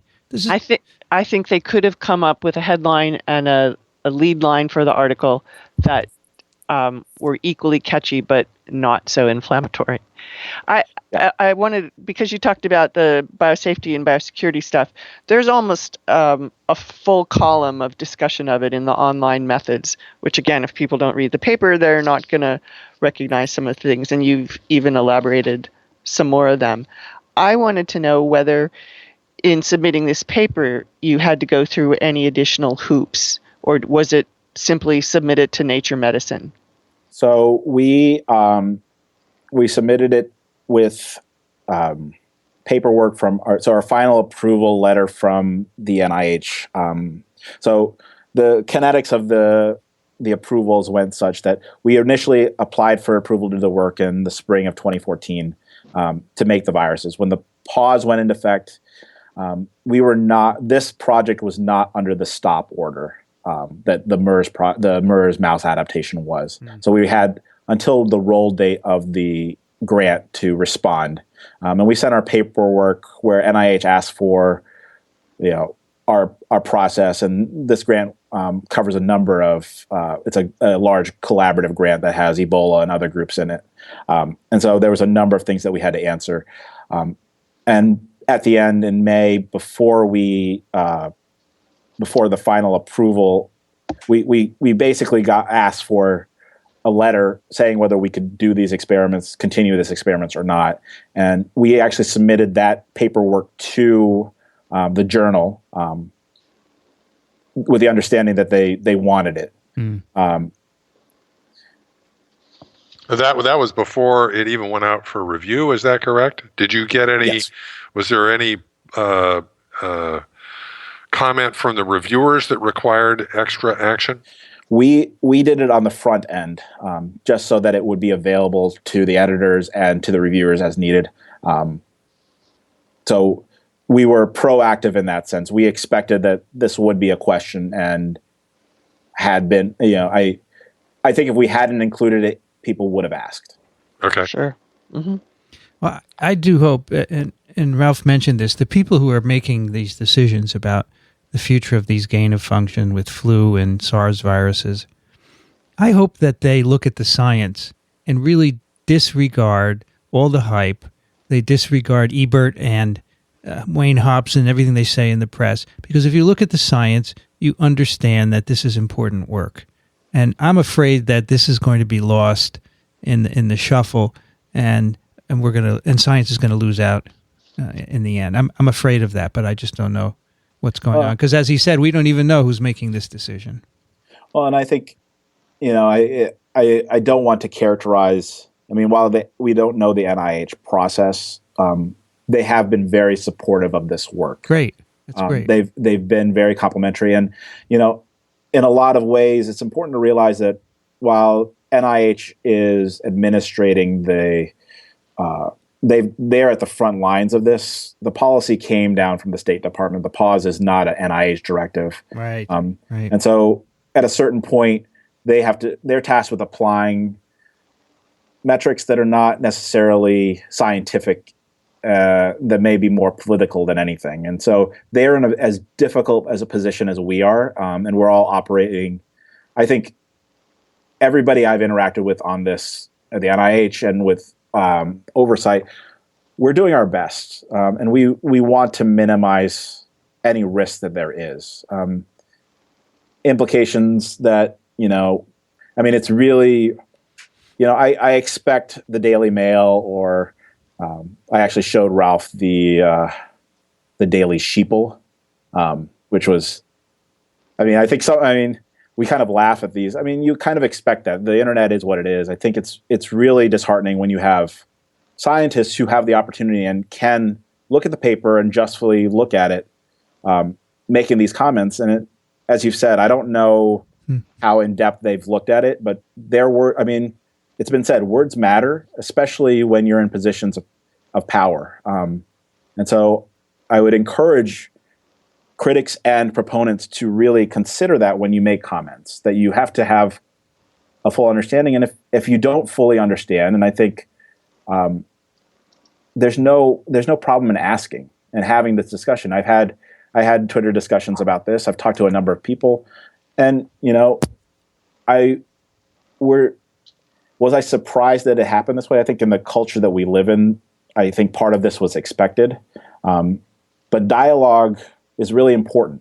And it's important that we talk with people and get their feelings. I really value scientists that engage with me on this, because I have my own biases. I think this work is really important, and I don't know that, part of me thinks that it's probably good that I'm not making the final, that NIH, it makes it easy that NIH makes this final decision, because I have real interest in this one way or the other. Now, that being said, I have lots of ideas and lots of interesting things that I can follow up on. It's important that this work be done. But if society or scientific society thinks that it's too risky, I can understand that. Well, if you have a good discussion and that's the outcome, that's fine. But Ebright says the only impact of this work is the creation of a new non-natural risk is absurd. It's patently absurd to say that. He can't have read the paper, right? This is what makes me crazy. But you're very level-headed, Vineet. So I'm glad that you're doing this work, and I do think that people need to talk about this. And I'd like to have Wain-Hobson on TWiV and talk about it. And he's supposedly a smart guy. Let him tell us why he's really concerned, and we can go over it. I think we have the best forum for that here to do that. We've done several of these episodes where we've gone over a paper that is controversial in this regard, and I have to say that for me personally, every time we do this and go through an episode, when we're done, I come away thinking, first of all, that there's not nearly the danger or none that people make a flap about. And second, I put myself in the position of how much I've learned from this paper, and what I would miss if we didn't have this work. And it's amazing, okay, because you learn so much from this stuff, and without it, there's this vacuum. It doesn't make any sense. Mm-hmm. Right. Kathy, what's your schedule? You need to leave? No, I'm fine. You okay? I'm just going to skip the 8 o'clock. But you have a flight to leave at 1:30. Yeah, that's at 1:15. We'll be done by then. Yeah, I hope so. But I think I just want to add. I think it's important, and I think part of it has been, we've had a lot of questions, and Ralph gets questions about the transmissible flu studies, and it's really hard to comment on them because, we work with respiratory viruses. There are similarities between SARS and flu, but the ins and outs of flu are difficult. Understanding all the literature and all that, and these people who are working in these areas really know these areas really well.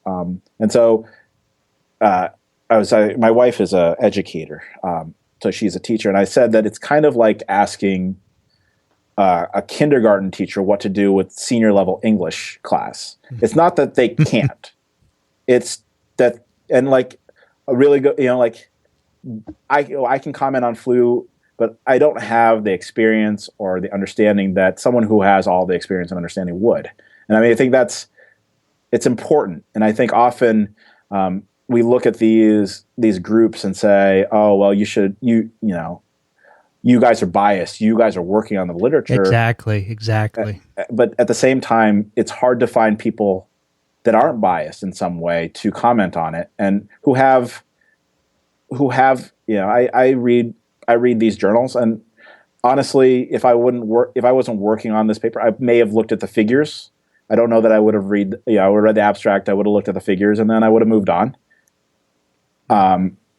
It's hard to make strong statements one way or the other, but I think it's also important, my opinions, my thoughts are often discounted by that gain of function group because I'm right there. I do have a conflict, rightly, but at the same time, having a conflict it's also how people say, oh, well, these people who study climate change have a conflict, so they can't talk. It's kind of a ridiculous. Who's better, as you say, who's better qualified? But so the gain of function opponents, some of them are scientists. Wain-Hobson's a virologist, but he may not have read these. And so who's going to make the decision? That's what I'm concerned about. And, to circle back to something you said earlier, these newspaper online articles don't matter too much. But you know what? I think Congress sees them. Unfortunately, I think their staff gives it to them, and that informs their opinion, and it's really unfortunate. And I don't know how to combat that. It's a big communication issue for sure. Yeah, and I think, it gets back to there are a number of things that the gain of function arguments drew clear lines. And it was interesting seeing, I could have predicted, I think we all know who the critics are and who would have been quoted in these stories, I think. Yep. And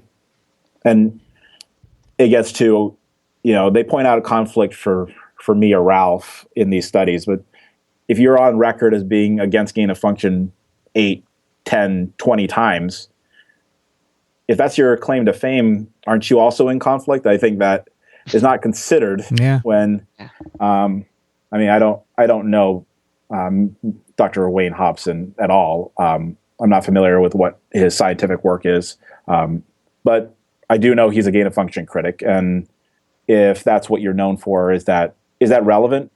I don't know. But I agree. I think that they have an agenda. They just don't like the idea of this. And so they will not even read the paper to understand it. They would say, no, you shouldn't be doing these experiments, period. And the public says, okay, this is a scientist, this is a virologist, so it must mean something. And but to their credit, some of these articles did quote Ralph, which is good. They have both sides, which you're supposed to do. But of course, the headlines don't reflect that at all. Well, and I think in Ralph, Ralph and I have talked about it. You have these interviews that can be long, but they take a soundbite out of it. Yep. Well, and there's, I think in having this platform is great for it. There's a lot of nuance to this. If you don't know anything about viral, like the background behind it, why didn't we make the full-length virus to start with? Is a reasonable question based on that, and I think we've talked about why we started with the chimera here, but there aren't great platforms for explaining that.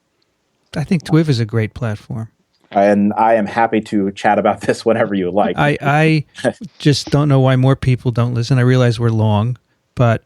And I have a bias, but I think it's founded in good science. But there's nowhere else, as I've said, where people could talk in depth about this and get the real story, right? Am I wrong about that, anyone? I think it's good to talk in depth. I'm just going to go out and say that I'm probably a Pollyanna about this, but I really hope that Simon Wain-Hobson and Richard Ebright read this paper. If they didn't, then they really don't have any business talking about this. As scientists, they should do that. Read it, study it. Oh, I doubt it.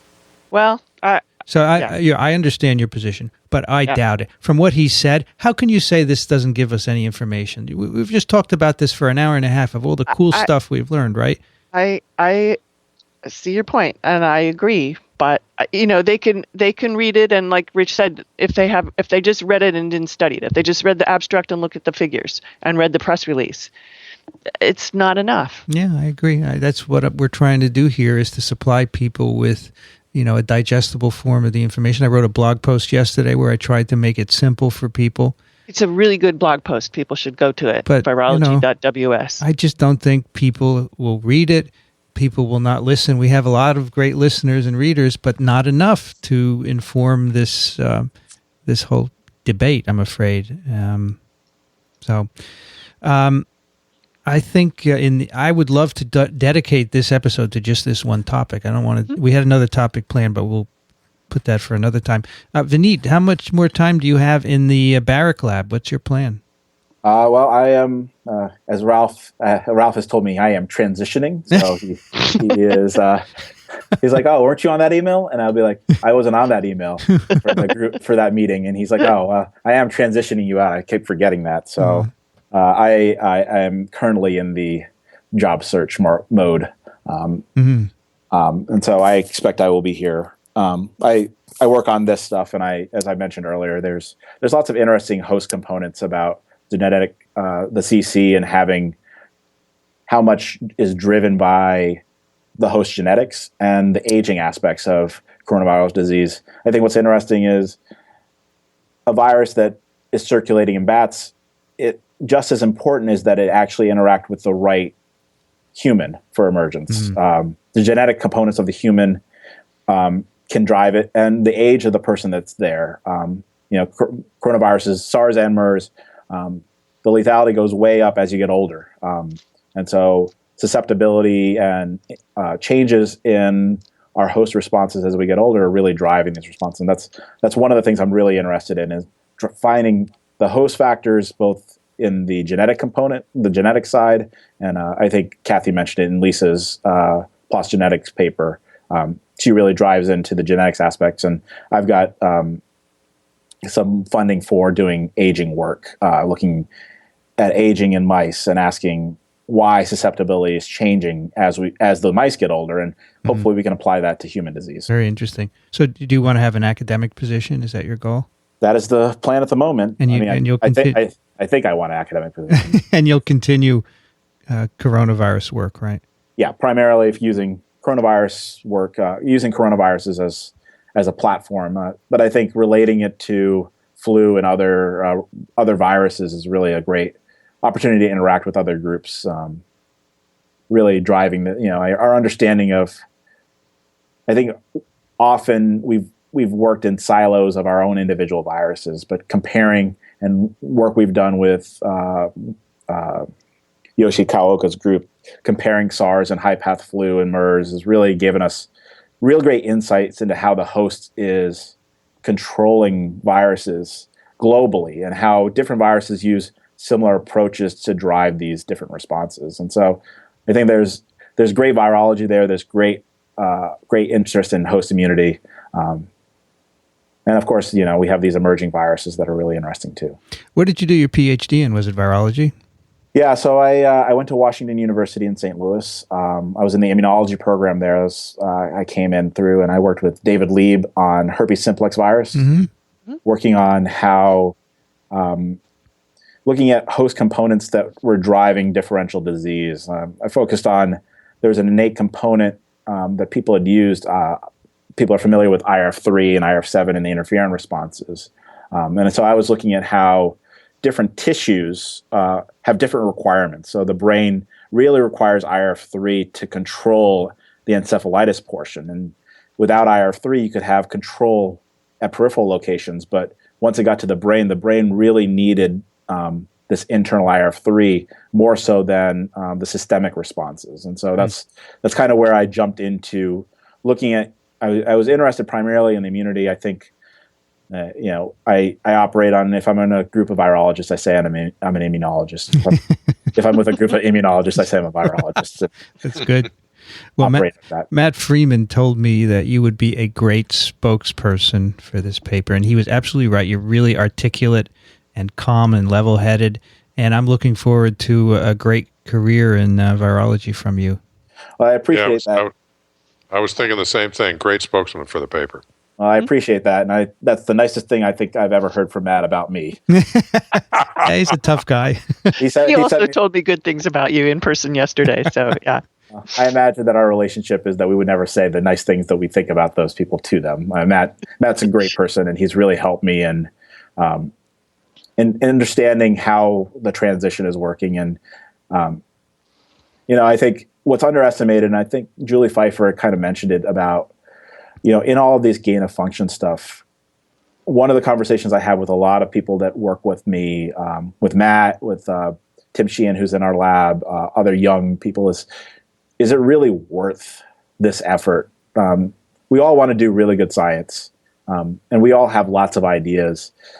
Are we better off doing this with MHV and not doing it with SARS? Because, it's a consideration. I think I worry, Matt's talked about this with me. You make a mistake in your BSL-3, an innocuous mistake, and you're shut down.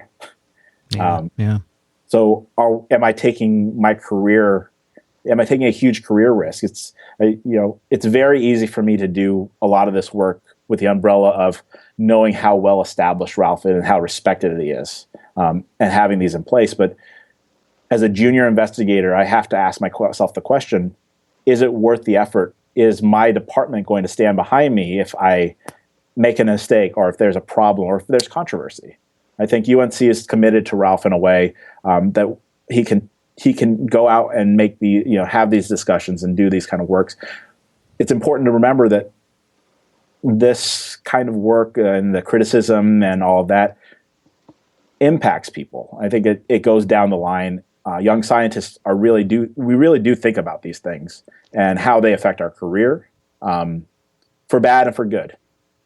That's a great point. And this is something that Julie Pfeiffer brought up originally with the moratorium, right? She wrote a little piece in MBio about how it's affecting the future scientists.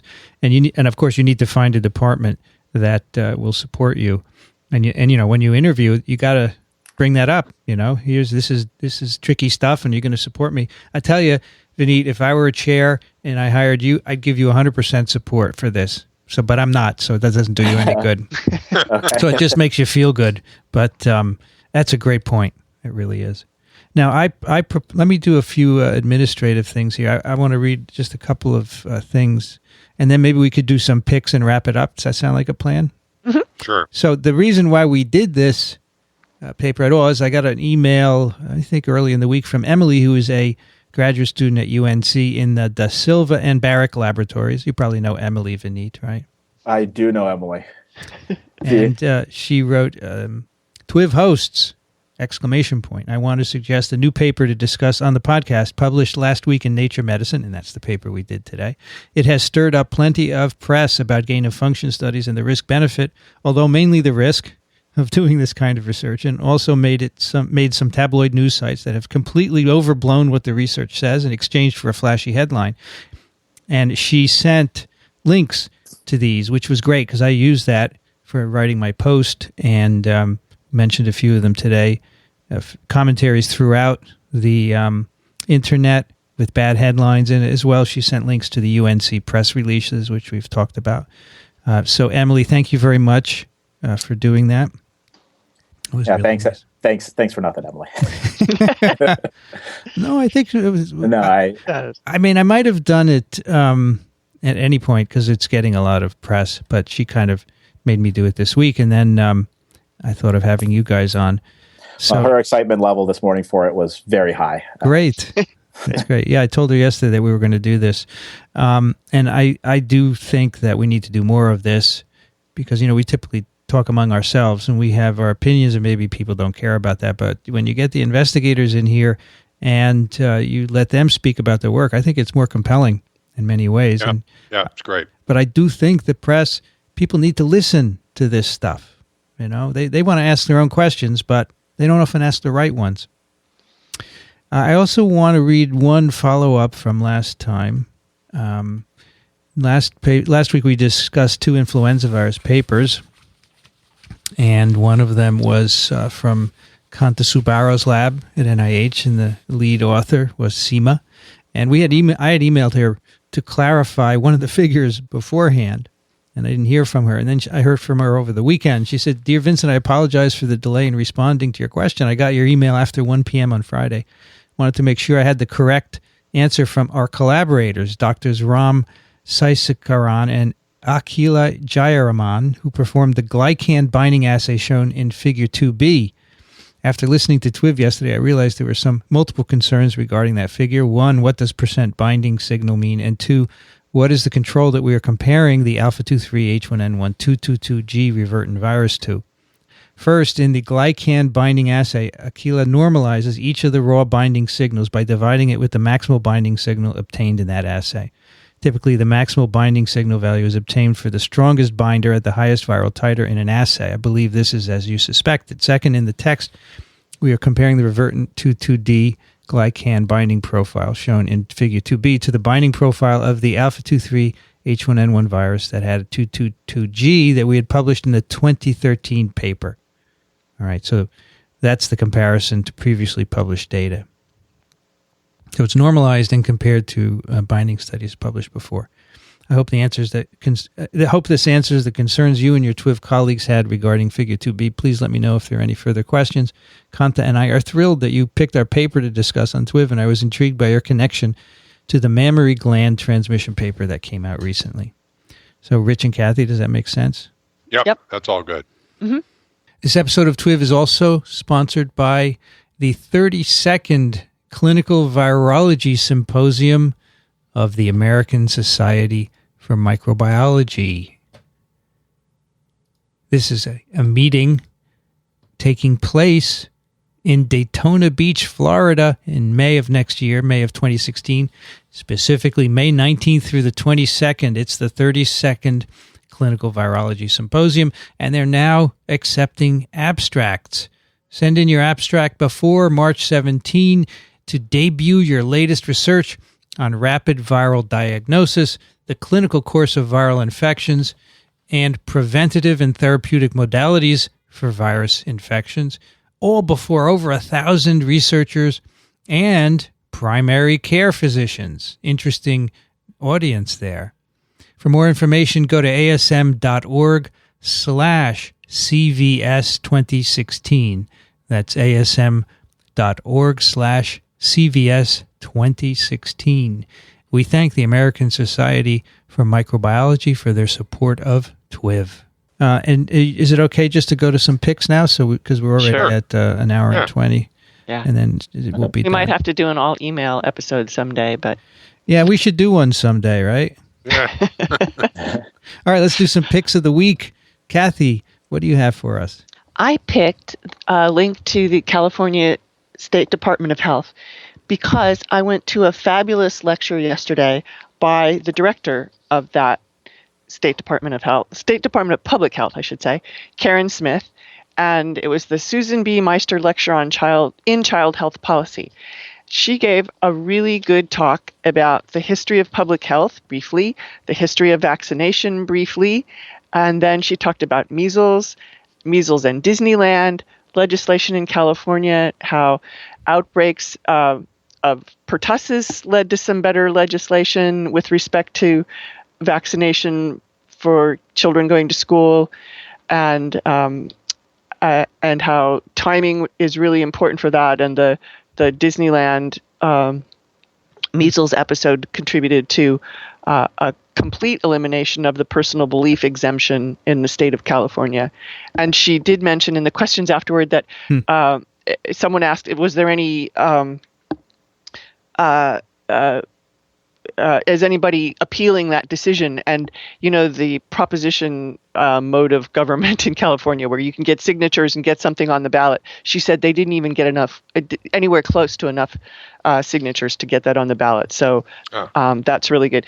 Anyway, she talked about how press releases are static and Twitter and Facebook are active. And so the California State Department of Public Health was very active on Twitter and Facebook within 2 days of knowing that there was this association of measles in Disneyland. They had it on Twitter. And interestingly, Disneyland at first resisted this, who, us? And then they embraced it. And she showed 2 slides of Mickey quotes. They had it on their electronic boards that were really great. And I don't think you'll find them anywhere, so I want to read them to you. Thousands of vaccinated people did not get measles here.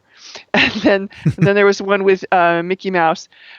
And he's in one of those big protective bubbles that he might be in one of the Disneyland parades or something like that. And Mickey is saying, we can't all stay in protective bubbles. That's why Mickey vaccinates.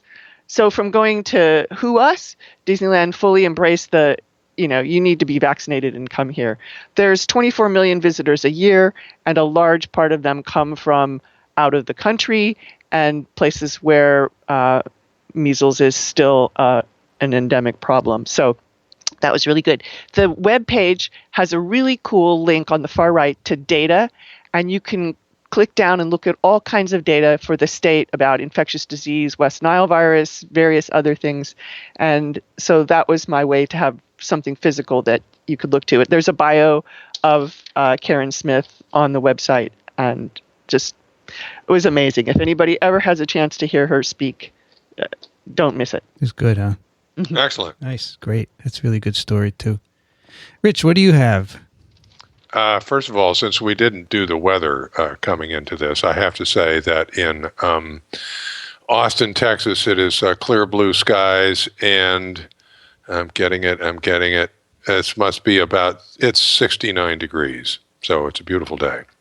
I have a pick from NASA TV. It's a couple of months old, but I've had it on my pick list for a while, called Meals Ready to Eat. Expedition 44 crew on the space station members. Expedition 44 crew members sample leafy greens grown on the space station. And this is about growing food, plants in space. It's a little deceptive because you see this picture up on the top, and it looks like they've got a whole greenhouse on the space station, but that's a greenhouse somewhere else. And they're growing these things. If you get into the article, you can see the conditions under which they're growing these things. They have what they call plant pillows, which I guess are bags of dirt and nutrients and seeds and stuff that they grow lettuce and other things in, including zinnias. They grow flowers, and they've been noshing on these things recently. So this is important for the future long-range missions and stuff, and so I just thought it was interesting. Sorry, Dixon's not here. I thought he might be interested as well. But I thought particularly interesting that they thought that the thinking is that growing plants in space has also, Vincent, pay attention, psychological benefits. Okay? If you're going to be up in space and going to Mars and stuff, you're going to be better off if you're growing some plants and house plants and growing flowers and stuff like that. It's good for you. So there you go. Well, that's great. I'm not going to Mars. So I'm not growing plants on Mars. And I hope the people who do go there grow plants. Yeah. Yeah, that's pretty cool. The weather here is really nice. It's beautiful today. It's a cloudless blue sky, 14 degrees Celsius, and no rain in the forecast. Beautiful. It's actually been warmer than usual. Vineet, what's it like down there in Chapel Hill? It is also beautiful here. It's sunny, about 60 degrees. I didn't put a coat on my kid today, and I think it was okay. Nice. How about Kathy out in Ann Arbor? What's this? Sunny, not a cloud in the sky that I can see, and it's 45 Fahrenheit, which is 7 Celsius. Nice. Well, all over the place. It's pretty nice. We're supposed to get snow tomorrow, though. You are, really? Yeah. We have good weather tomorrow. This morning, by the way, guys, a stump grinder appeared on my property. So my town took down a big tree at the edge of our property. You know, there's this strip of land which is eminent domain, right? The town owns that in theory. Uh-huh. And this tree was a big old oak, about 3 foot in diameter, and it was dying. So they took it down. And then today the guy came with a grinder. And I was going to go out and take a picture for everyone. You know, it's this big wheel with spikes on it. And this was about an 8-inch high, 3.5 foot wide stump. He was done in 5 minutes. Yeah, Wow. those are great machines, aren't they? Unbelievable. And now he left this big pile of chips, which I have to move away this weekend. But I thought of all of you guys on TWiV because we had a stump grinding episode, right? Mm-hmm. Yeah, we had a stump grinding episode, and that was coincidentally that revolved around Buda, as I recall. And I had lunch in Buda yesterday with Neva. Cool. So, how's Neva doing? Well? Neva's doing fine. Great. That's just great. And Buta's a fine place to be. I have 2 picks for you today. The first one has to do with computer keyboards. Now, I figure I spend most of my day in front of a computer in some way, and I'd like to have a nice keyboard. And a few years ago, I learned all about nice mechanical keys. And there's an article at Lifehacker called How to Choose the Best Mechanical Keyboard and Why You'd Want to. I like a clicky keyboard that gives you a lot of tactile feedback, and I love typing on that. I have one at home. I don't have one here because it makes too much noise during a recording of podcasts. But the original IBM keyboard years ago was clicky, and one of the Apple ones was clicky too. And now they make them again. And this article will tell you about all the switches. So every key, of course, has a switch under it. And the clicky ones are called cherry switches. And they have cherry black, red, brown, blue, green, and clear. And they all have different tactile feedbacks. And some of them are good for typing. Some of them are good for gaming if you need to have a really fast pressing of the key, right? I love this stuff. So very few people will care about this pick. But there's going to be some of you out there who are into keyboards. So the one I have home is made by DOS. It's called the DOS keyboard, and it's very clicky. And I feel like I'm working when I hear that click, click, click, click. So that's a cool article. They had typewriters in the olden days. And they clicked a lot, yeah. And had the little bell. Yeah, the bell, the return. I used to use those for sure. Yeah. And you'd hit the metal thing to push the carriage over, right? Right. That was called a carriage return. And that stuck. I have a key here. It says return. And if you pushed too many keys at once, it jammed all the little hammers up. Boy, there's going to be a lot of people who don't know anything about this. We need to include a picture of a typewriter as the episode image or something like that. Well, supposedly the QWERTY keyboard was made to slow down typists so the things wouldn't jam, right? Because it's not the optimum layout of keys. And now they've stuck, of course. Although you can buy a keyboard that's arranged in the optimum way, but you'd have to learn how to use it, right? One of the best things I ever did, I think in my freshman year of high school, I took a summer typing course. And I learned how to touch type, which to this day has stuck with me. And one of the best things I ever did. Anyway, that's a cool article. And the other one, earlier this week, or last week, I was contacted by a fellow named Mike Carruthers. And Mike is out in L.A. He's been a radio guy for 20 years. He's got a radio show. And he decided not too long ago to make something called Perfect Your Podcast. It's a website, and he does podcasts called Perfect Your Podcast. If you don't know it, podcasting is really hot right now. Everybody is getting into it. And at the same time, people want to teach you how to do your podcast. So there are dozens of sites all over about how to make a podcast, how to do this and that and the other, which I find really amusing because when I started TWiV, 2008, there's none of this around. I had to figure it all out myself, which is actually part of the fun. So anyway, Mike interviewed me. He interviews people about their podcasts. And that's my other pick, episode 12, discussion with Vincent Racaniello of This Week in Virology. And he was amazed that I have these niche podcasts that do so well. Well, you should listen to it because he says, how do you make it not boring? And he actually had listened to an episode, and he said, it's really entertaining and easy to listen to. And he said, you have great co-hosts, too. That's what makes it really interesting. He writes here, if you think virology sounds too niche or academic, he has also a podcast on parasites and one on microbiology. Those are topics would be very easy to make boring or appeal only to academic types, but those people do not make up the majority of Vincent's audience. So if you're interested in, I talk about the art and science of podcasting with Mike. And I also told him about the TWiV bump, and he said, I really would like to feel the TWiV bump. And I said, okay, I will pick your website in the podcast. So folks, go and listen to it and show him what this TWiV army can do. We have 2 listener picks. One is from Jesse.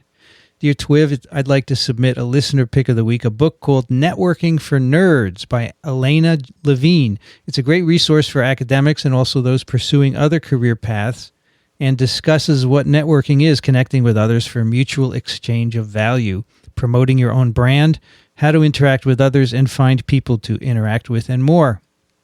For those at institutions with subscriptions to Wiley Publishing, it may be downloadable as a PDF for free. Gives a link to that. For others, it's available from Amazon. Keep up the great podcasting.